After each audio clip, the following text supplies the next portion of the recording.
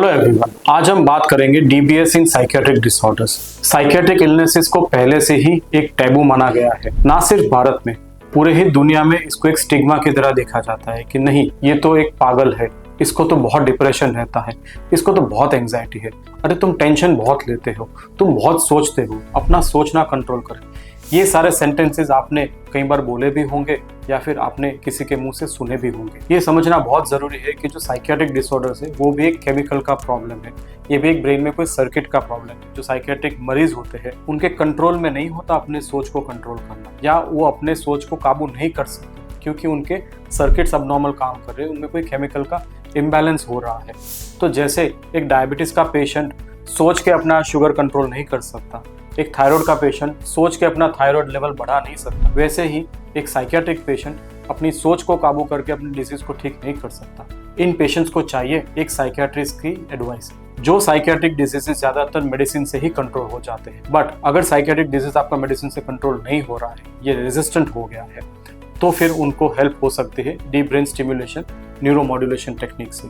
DBS surgery ये एक neuromodulation technique है। जैसे पहले के टाइम में हम करंट के झटके देके कई बार कुछ साइकोटिक डिसऑर्डर्स को कंट्रोल करते हैं, बट उसके साइड इफेक्ट्स बहुत है। डीबीएस सर्जरी पूरे ब्रेन को करंट ना देके एक एरिया, जो प्रॉब्लम वाला एरिया होता है, उसको आइडेंटिफाई करता है और वहीं पे उसको स्टिमुलेट करके अबनॉर्मल सर्किट्स को कंट्रोल करता है।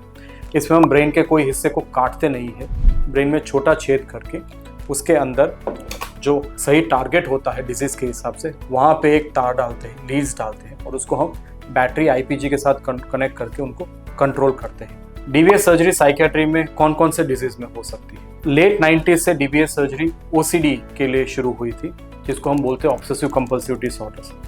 तो आज के टाइम में हम डीबीएस सर्जरी ओसीडी के लिए भी हो सकती है, डिप्रेशन के लिए हो सकती है, एंजाइटी के लिए हो सकती है, सब्सटेंस अब्यूज डिसऑर्डर्स यानी कि कोई ड्रग डिपेंडेंस या ड्रग एडिक्शन के कारण हो सकती है, या साइकोटिक डिजीजेस जैसे कि स्किज़ोफ्रेनिया, या कई बार डेवलपमेंटल डिसऑर्डर्स जिसमें साइकोसिस डेवलप जैसे कि ऑटिज्म। ये सारे डिजीज में हम डीबीएस के द्वारा ये डिजीज के सिम्टम्स को कंट्रोल कर सकते हैं। क्या डीबीएस साइकियाट्री में एक मेडिसिन का ऑल्टरनेटिव है? जी नहीं, मेडिसिन हमेशा से ही फर्स्ट लाइन ऑफ ट्रीटमेंट होती है सारे ही साइकियाट्रिक इलनेस में। ऐसा नहीं है कि आप डीबीएस करोगे तो आपको मेडिसिन की जरूरत नहीं पड़ेगी। डीबीएस से आपकी रिक्वायरमेंट कम हो जाती है, बट कुछ पेशेंट्स में हमेशा से बंद भी हो जाती है, बट ये हम पहले से नहीं कह सकते। इसके साथ हम डिजीज को अलग तरीके से कंट्रोल करते हैं, तो ये मेडिसिन का ऑल्टरनेटिव नहीं है। क्या डीबीएस सर्जरी सेफ है? जी हाँ, डीबीएस सर्जरी बहुत सेफ है। इसको हम बहुत कंट्रोल एनवायरनमेंट में करते हैं। इसमें लाइफ रिस्क या फिर ब्लीडिंग का या इन्फेक्शन रिस्क बहुत नहीं के बराबर होता है, और इसमें हम टारगेट को आइडेंटिफाई करके 1 मिलीमीटर की एक्यूरेसी से काम करते हैं ताकि हम सही टारगेट पे पहुंचे, सही जगह पे पहुंचे। क्या डीबीएस सर्जरी में साइड इफेक्ट्स होते हैं?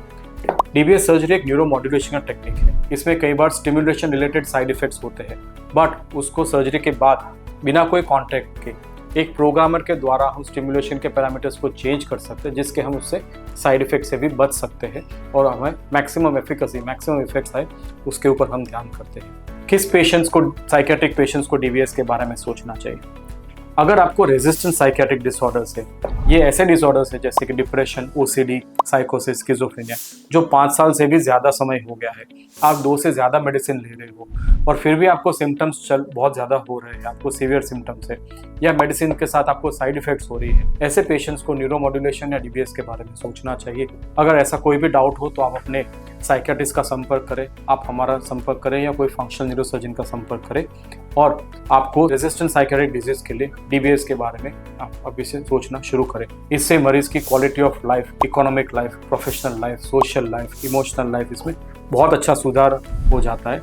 और जैसे कोई डायबिटीज़ या थायराइड का पेशेंट नॉर्मल ज़िंदगी जीता है, ऐसे ही एक साइकियाट्रिक मरीज भी अपनी ज़िंदगी पूरी नॉर्मल तरीके से जी सकता है। और भी कोई क्वेश्चंस हो तो आप हमारा संपर्क करें। मैं हूँ doctor Himanshu Champaneri, functional neurosurgeon Gurugram से।